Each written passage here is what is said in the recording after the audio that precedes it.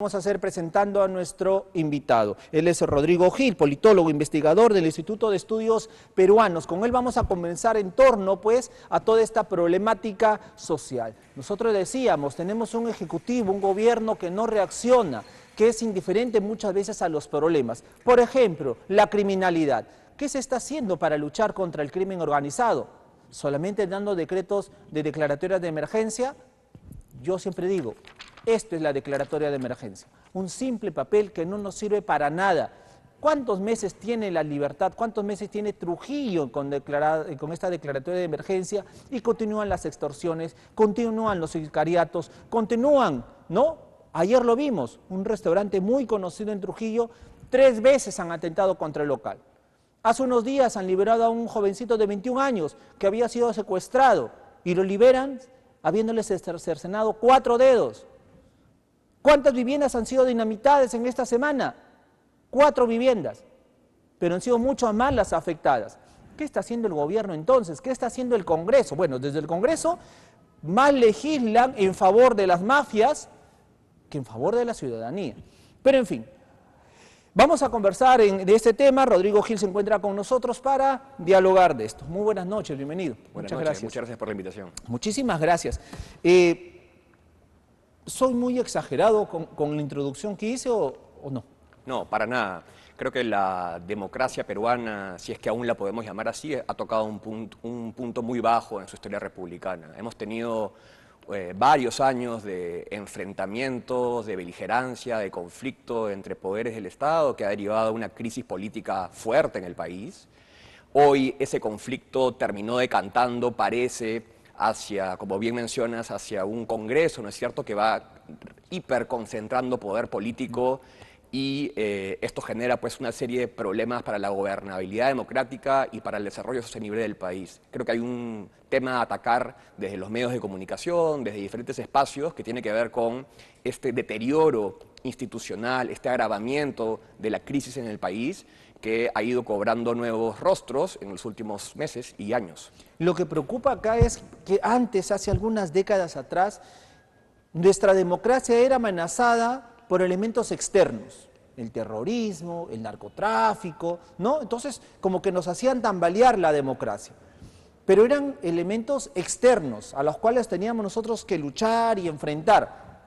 Pero ahora las amenazas son de las mismas instituciones del Estado, o sea, del mismo poder. Desde ahí pretenden desestabilizar todo el sistema, quebrantar la democracia. Entonces, ¿cómo luchar contra eso? O sea, ¿cómo luchar contra esas instituciones que deberían defenderla, como el Congreso de la República, como el gobierno central, pero que desde ahí se encargan de comenzar a debilitar? Sí, hay un cambio notable en el país. Uno diría pues que tras la transición democrática allá por el 2001, se fueron construyendo ciertos consensos mínimos, ciertas instituciones, digamos, una mirada en torno a la defensa de la democracia que habíamos recuperado tras el decenio, digamos, en los 90, pero con el tiempo, por diferentes razones, estos consensos, estos acuerdos mínimos se han ido rompiendo, se han ido quebrantando, y creo que una causa de este deterioro y este cambio en la lógica de los actores políticos y quienes lideran las instituciones tiene que ver pues con una fuerte crisis de representación política y partidaria que ha ido permitiendo la posibilidad de que a través de las organizaciones políticas y fuera de ellas vayan apareciendo actores políticos, sociales, que cuando ganan poder político, cuando llegan al Estado, buscan obtener, digamos, como réditos muy particulares para beneficiar a ciertos grupos, a ciertas clientelas, que obviamente no buscan pues la mejora y el bienestar de la mayoría de la ciudadanía.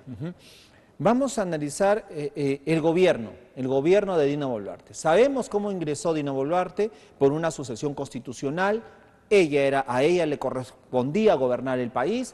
Todos debimos y respaldamos esta decisión porque así lo ordenaba nuestra Constitución. Pero de ahí comenzaron los vaivenes, las vicisitudes, las indecisiones, vinieron las protestas sociales, vinieron los muertos, vino un cambio de actitud también de la presidenta, y ahora casi no existe. O sea, con una popularidad que le llega al 5%, al 5%. Entonces, ¿cómo analizar este gobierno? Sí, bueno, el Ejecutivo liderado por Dina Boluarte es pues un gobierno tremendamente precario.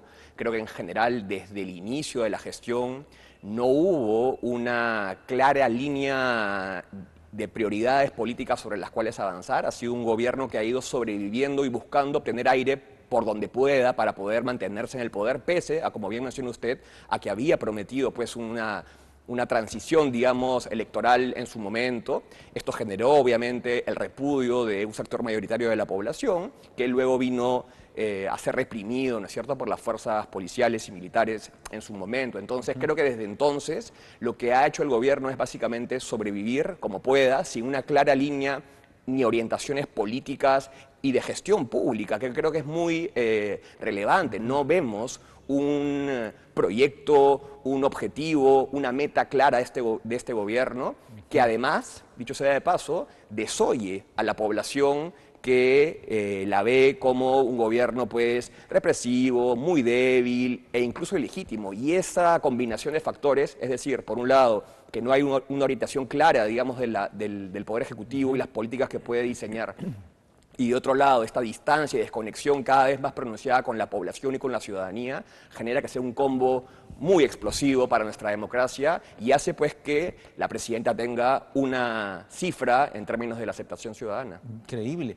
pero pareciera que viven en un mundo paralelo, porque escuchas a la presidenta y pareciera que no pasara nada en el país, escuchas a sus ministros y pareciera que todo está bien a la perfección, tanto así que...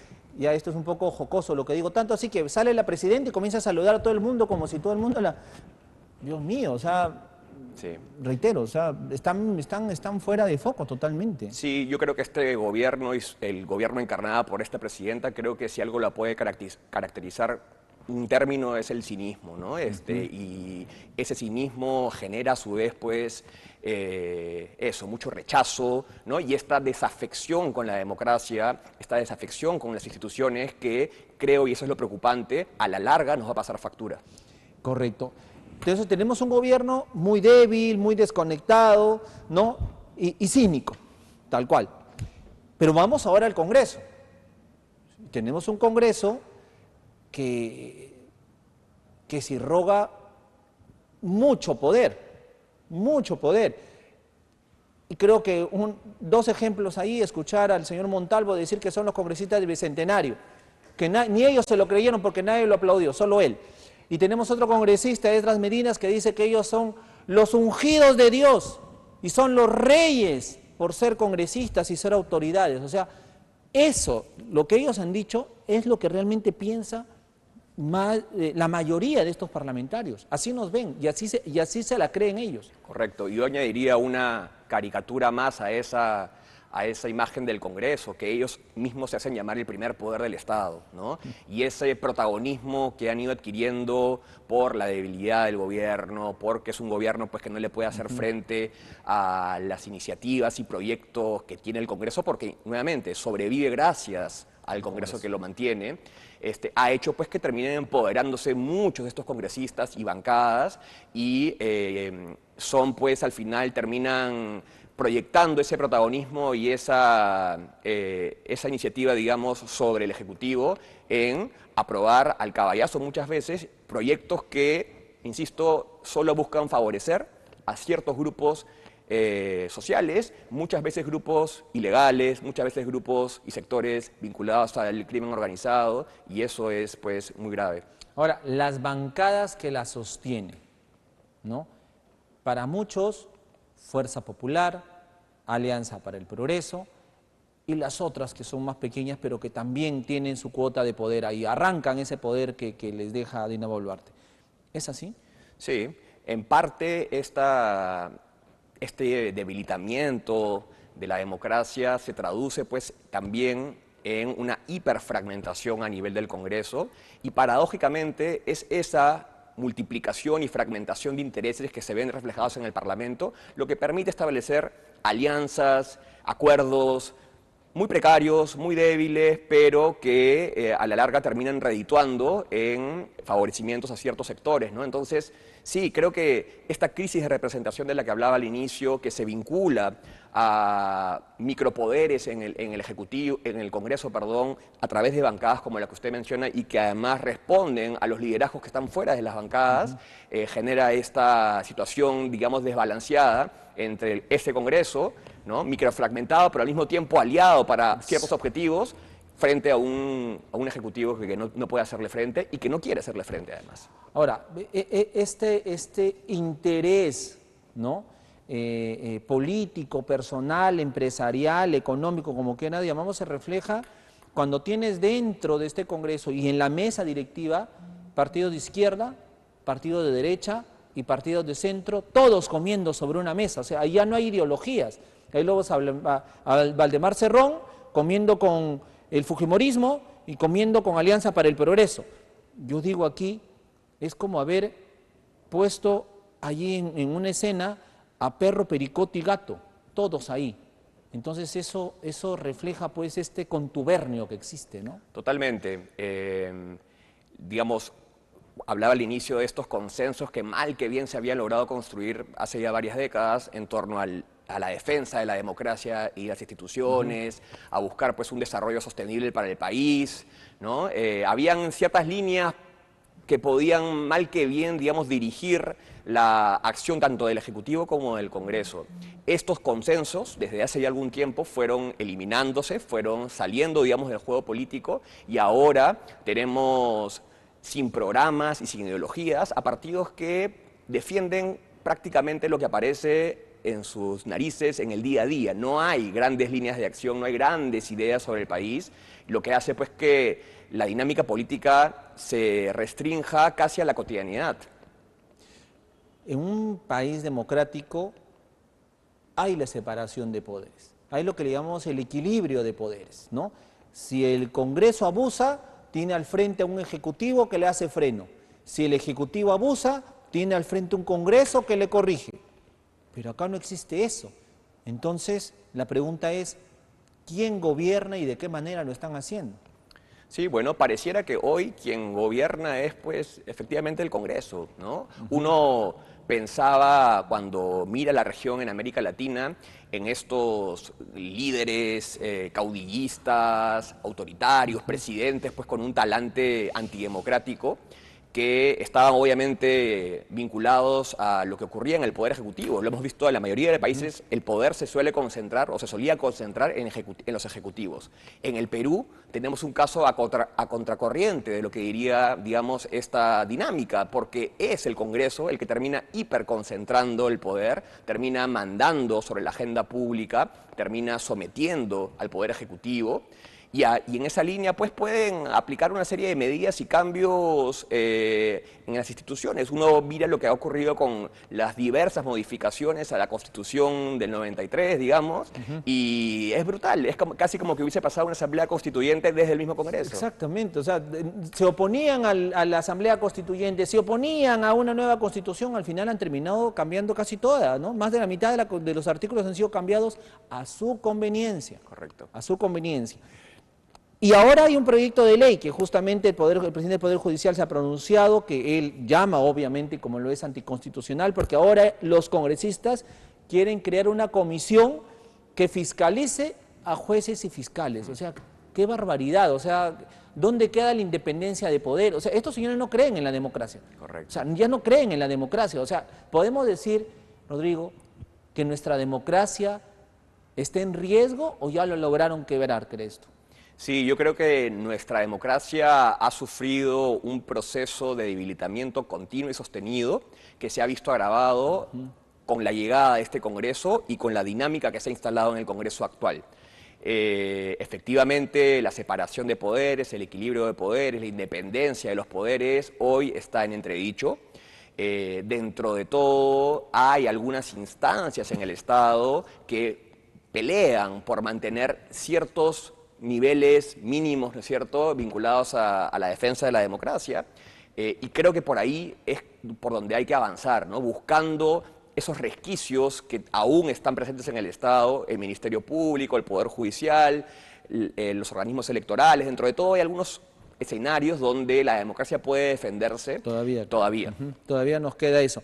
Y acá ya vamos decantando un poco la conversación en el sentido de la participación ciudadana, que también es otro bastión que parece un poco dormido, parece un poco todavía en una inercia, pero que va a ser un bastión que en algún momento va a despertar.